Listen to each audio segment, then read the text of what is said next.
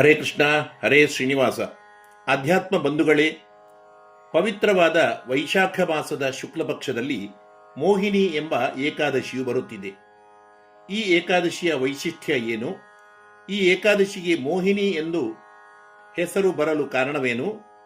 ಈ ವರ್ಷ 2026ರಲ್ಲಿ ಇದು ಯಾವಾಗ ಇದೆ? ಏಪ್ರಿಲ್ 26ನೇ ತಾರೀಕು ಅಥವಾ 27ನೇ ತಾರೀಕು ಯಾವ ದಿನ ಏಕಾದಶಿ ತಿಥಿ ಇದೆ? ಯಾವ ದಿನ ಏಕಾದಶಿ ಉಪವಾಸವನ್ನ ನಾವು ಮಾಡಬೇಕು? ಪೂಜಾದಿಗಳ ನಿಯಮ ಹೇಗೆ? ಮರುದಿವಸ ದ್ವಾದಶಿ ಪೂಜೆ, ಪಾರಣೆ ಇತ್ಯಾದಿಗಳನ್ನು ಯಾವ ಸಮಯದಲ್ಲಿ ನಡೆಸಬೇಕು ಎಂಬ ವೈಶಾಖ ಶುದ್ಧ ಮೋಹಿನಿ ಏಕಾದಶಿಯ ಬಗೆಗಿನ ಎಲ್ಲ ವಿವರಗಳನ್ನು, ಮೋಹಿನಿ ಏಕಾದಶಿಯ ಪುರಾಣಗಳಿಂದ ಪ್ರಣೀತವಾದ ಅದ್ಭುತ ರೋಚಕ ಕಥೆಯನ್ನು ಕೂಡ ಈ ವಿಡಿಯೋ ಸಂದೇಶದ ಮೂಲಕ ತಿಳಿದುಕೊಳ್ಳೋಣ. ಬಂಧುಗಳೇ, ತಾವು ಇಲ್ಲಿಯವರೆಗೆ ನನ್ನ ವಿಶ್ವನಾಥ್ ಭಟ್ ಎಂಬ ಯೂಟ್ಯೂಬ್ ಚಾನಲ್ಗೆ ಸಬ್ಸ್ಕ್ರೈಬ್ ಆಗಿರದಿದ್ದರೆ ಆಗಿ, ಉತ್ತಮ ಆಗಿದ್ದರೆ ಲೈಕ್ ಮಾಡಿ, ನಿಮ್ಮೆಲ್ಲ ಬಂಧು ಮಿತ್ರರಿಗೆ ಶೇರ್ ಮಾಡಿ, ನಿಮ್ಮ ಪ್ರಶ್ನೆ, ಮೆಚ್ಚುಗೆ, ಸಂದೇಹಗಳನ್ನು ಕಮೆಂಟ್ ಮೂಲಕ ನಮಗೆ ತಿಳಿಸಿ. ಜ್ಯೋತಿಷ್ಯ, ವಾಸ್ತು ವಿಷಯಗಳನ್ನ ನಮ್ಮಲ್ಲಿ ತಿಳಿಯಬೇಕಾದವರು 9820118612ಗೆ ಕರೆ ಮಾಡಬಹುದಾಗಿದೆ. ವೀಕ್ಷಕರೇ, ವರ್ಷದಲ್ಲಿ ಬರುವ ಎಲ್ಲ 24 ಏಕಾದಶಿ ವ್ರತಗಳು ಅದರದೇ ಆದ ಮಹತ್ವವನ್ನ ಪಡೆದಿದ್ದು, ಎಲ್ಲಾ ಏಕಾದಶಿಗಳಲ್ಲಿ ನಾವು ಉಪವಾಸ ಪೂಜಾದಿಗಳನ್ನ ಅವಶ್ಯ ನಡೆಸಲೇಬೇಕು. ಆದರೆ ವರ್ಷದಲ್ಲಿ ಬರುವ ಎಲ್ಲಾ 24 ಏಕಾದಶಿಗಳು ಕೂಡ ಬೇರೆ ಬೇರೆ ರೀತಿಯ ಆಧ್ಯಾತ್ಮಿಕ ಆಮುಷ್ಮಿಕ ಫಲಗಳನ್ನ ಕೊಡುವಲ್ಲಿ ಸಮರ್ಥವಾಗಿದ್ದು, ಭವಿಷ್ಯ, ಬ್ರಹ್ಮಾಂಡ, ಬ್ರಹ್ಮವೈವರ್ತ ಮುಂತಾದ ಪುರಾಣಗಳಲ್ಲಿ, ಇನ್ನೂ ಅನೇಕ ಶಾಸ್ತ್ರೀಯ ಗ್ರಂಥಗಳಲ್ಲಿ ಪ್ರತಿಯೊಂದು ಏಕಾದಶಿಯ ಮಹತ್ವ, ಕಥೆಗಳನ್ನು ರೋಚಕವಾಗಿ ವರ್ಣಿಸಲಾಗಿದೆ. ಪಾವನವಾದ ವೈಶಾಖ ಮಾಸದ ಶುಕ್ಲ ಪಕ್ಷದಲ್ಲಿ ಬರುವ ಮೋಹಿನಿ ಎಂಬ ಏಕಾದಶಿಯು, ಇದಕ್ಕೆ ಮೋಹಿನಿ ಎಂದು ಹೆಸರು ಬರಲು ಕಾರಣ, ಹಿಂದೆ ಸಾತ್ವಿಕ ಗುಣ ಸಂಪನ್ನರಾದ ಇಂದ್ರಾದಿ ದೇವತೆಗಳಿಗೂ ಒಂದೊಮ್ಮೆ ಅಹಂಕಾರ, ಅಭಿಮಾನ ಉಂಟಾಯಿತು. ನಮ್ಮಷ್ಟು ಸುಖಿಗಳು ಯಾರೂ ಇಲ್ಲ, ನಮಗೆ ಸರಿಸಾಟಿ ಯಾರೂ ಇಲ್ಲ ಎಂದು ದರ್ಪದಿಂದ ಒಂದು ಸಮಯದಲ್ಲಿ ದೇವತೆಗಳು ಕೂಡ ಮೆರೆಯುತ್ತಾರೆ.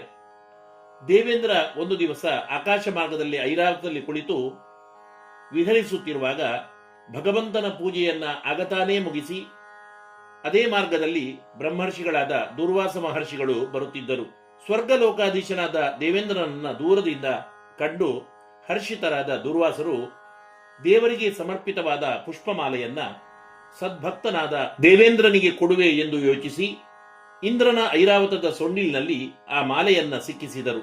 ಅಹಂಕಾರ, ಅಧಿಕಾರ, ದರ್ಪದಿಂದ ಕೂಡಿದ ಇಂದ್ರದೇವನು, ಇದಾವ ಹೂಮಾಲೆ, ದುರ್ವಾಸರು ಕೊಟ್ಟ ಪವಿತ್ರವಾದ ದೇವರ ಪ್ರಸಾದ ರೂಪವಾದ ಹೂಮಾಲೆಯನ್ನ ಆನೆಯ ಸೊಂಡಿಲಿಂದ ತೆಗೆದುಕೊಂಡು ದೂರಕ್ಕೆ ಚೆಲ್ಲಿ ತಿರಸ್ಕಾರ ಮಾಡುತ್ತಾರೆ. ದುರ್ವಾಸರ ಸಿಟ್ಟು ನೆತ್ತಿಗೇರಿತು. ಇಂದ್ರನಿಗೆ ಹಾಗೂ ಎಲ್ಲ ದೇವತೆಗಳಿಗೆ ಭಯಂಕರವಾದ ಶಾಪವನ್ನೇ ದುರ್ವಾಸರು ಕೊಡುತ್ತಾರೆ. ದೇವತೆಗಳಿರ, ನೀವು ಎಲ್ಲಾ ರೀತಿಯ ಸ್ಥಾನ ಮಾನವನ್ನ ಕಳೆದುಕೊಳ್ಳಿ, ಸ್ವರ್ಗದ ಐಶ್ವರ್ಯ ನಶಿಸಿ ಹೋಗಲಿ. ದುರ್ವಾಸರ ಭಯಂಕರ ಶಾಪದ ಪರಿಣಾಮವಾಗಿ ಬಲಿಯಿಂದ ಒಡಗೂಡಿದ್ದ ದೈತ್ಯರೆಲ್ಲರೂ ಕೂಡ ಸ್ವರ್ಗಕ್ಕೆ ಮುತ್ತಿಗೆ ಹಾಕಿ ನಿರ್ಬಲರಾದ ದೇವತೆಗಳನ್ನ ಸದೆಬಡಿದು ಓಡಿಸಿದರು. ಅಸಹನೀಯವಾದ ನೋವು, ದುಃಖಗಳಿಂದ ಸ್ಥಾನ ಮಾನ ಎಲ್ಲವನ್ನ ಕಳೆದುಕೊಂಡು ಇಂದ್ರಾದಿ ದೇವತೆಗಳು ಚತುರ್ಮುಖ ಬ್ರಹ್ಮದೇವರ ಮೊರೆ ಹೋಗ್ತಾರೆ.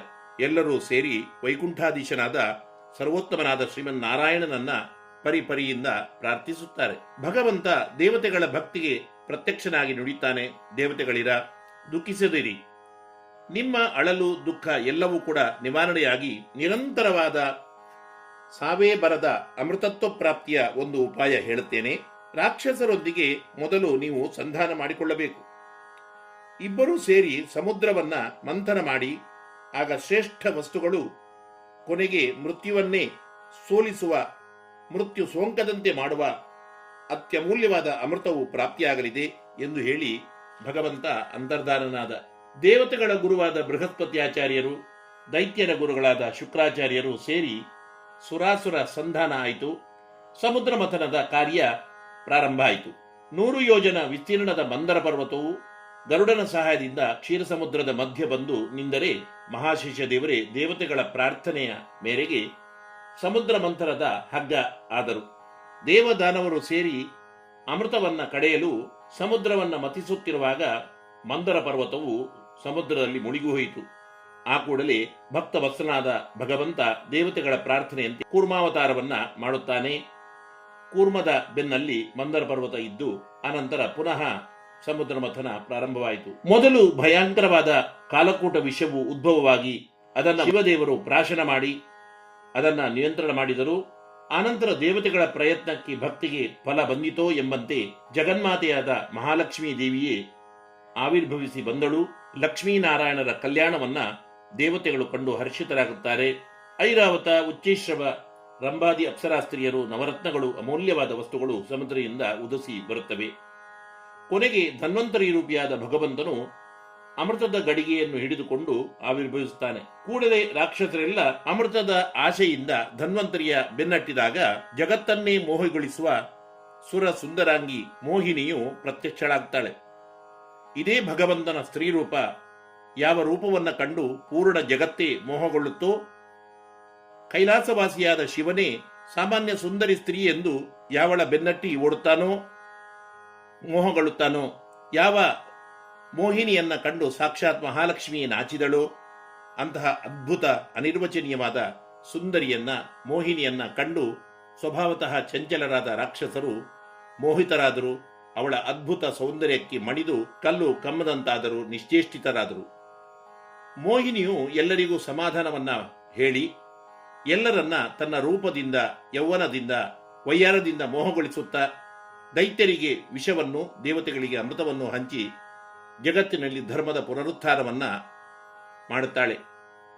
ಇಂತಹ ಜಗತ್ತಿಗೆ ಸುಖ ಶಾಂತಿಯೊಂದಿಗೆ ಜ್ಞಾನದ ಬೆಳಕನ್ನ ಸಜ್ಜನರಿಗೆ ಕೊಡುವ, ದುರ್ಜನರನ್ನ, ದೈತ್ಯರನ್ನ ಅಜ್ಞಾನದ ಮೋಹದ ಕಡಲಲ್ಲಿ ದೂಡುವ ಲೀಲಾಮೂರ್ತಿ ಮಹಾವಿಷ್ಣುವಿನ ಅದ್ಭುತ ಸುಂದರ ರೂಪ ಮೋಹಿನಿ ಅವತಾರದ ದಿನವೇ ವೈಶಾಖ ಶುದ್ಧ ಏಕಾದಶಿಯಾಗಿತ್ತು. ದೇವತೆಗಳೆಲ್ಲರೂ ಈ ಪವಿತ್ರವಾದ ವೈಶಾಖ ಶುಕ್ಲ ಏಕಾದಶಿಯಂದು ಮೋಹಿನಿಯನ್ನ ಸ್ತುತಿಸುತ್ತಾ ಭಗವಂತನ ವಿಶೇಷ ಪ್ರಾರ್ಥನೆಯನ್ನು ಮಾಡಿ ಏಕಾದಶಿಯಾದ ಇಂದು ನಿರ್ಜಲವಾದ ನಿರಾಹಾರವಾದ ಉಪವಾಸವನ್ನ ಮಾಡಿದರು. ಭಗವಂತನ ವಿಶೇಷ ಅನುಗ್ರಹಕ್ಕೆ ಪಾತ್ರರಾದರು. ಅಮೃತತ್ವವನ್ನ ಭಗವಂತನಿಂದ ಪಡೆದರು. ಇಂತಹ ಮೋಹಿನಿಯ ಅವತಾರವಾದ ಪವಿತ್ರ ದಿನ ವೈಶಾಖ ಶುದ್ಧ ಏಕಾದಶಿ. ಇದು ಈ ವರ್ಷ 2026 ಏಪ್ರಿಲ್ನಲ್ಲಿ 27 ಸೋಮವಾರದಂದು ಬರುತ್ತಿದೆ. ಏಪ್ರಿಲ್ 26 ಆದಿತ್ಯವಾರ ಸಂಜೆ 6:06 27 ಸೋಮವಾರ ಸಂಜೆ 6:15 ಏಕಾದಶಿ ತಿಥಿ ಇರುತ್ತದೆ. ಆದ್ದರಿಂದ 27 ಸೋಮವಾರವೇ ಮೋಹಿನಿ ಏಕಾದಶಿಯಾಗಿದ್ದು ಈ ದಿವಸವನ್ನೇ ಏಕಾದಶಿ ಉಪವಾಸ ಮಾಡಬೇಕು.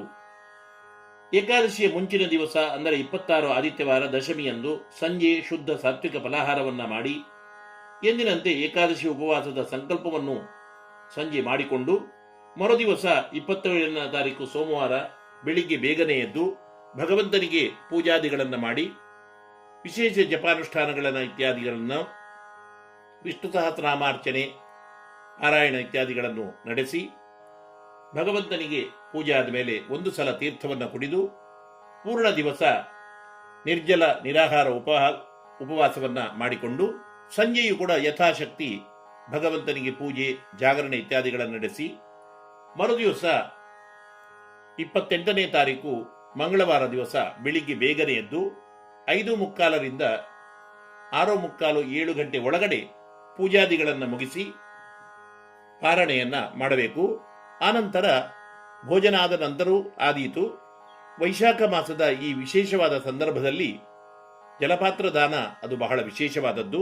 ಶ್ರೇಷ್ಠ ಬ್ರಾಹ್ಮಣೋತ್ತಮರ ಮನೆಗೆ ತೆರಳಿ ಅವರಿಗೆ ಜಲಪಾತ್ರೆಯನ್ನ ಯಥಾಶಕ್ತಿ ದಾನ ದಕ್ಷಿಣೆಯೊಂದಿಗೆ ಕೊಟ್ಟು ಬಂದರೆ ಪೂರ್ಣವಾದ ಮೋಹಿನಿ ಏಕಾದಶಿ ಮಾಡಿದ ಉಪವಾಸದ ಫಲ ನಮಗೆ ಪ್ರಾಪ್ತಿಯಾಗಲಿದೆ ಎನ್ನುತ್ತಾ ನನ್ನ ಮಾತನ್ನ ಕೃಷ್ಣಾರ್ಪಣಗೊಳಿಸುತ್ತೇನೆ. ಜೀವೇಮ ಶರದಶತಂ, ಜೀವೇಮ ಶರದಶತಂ.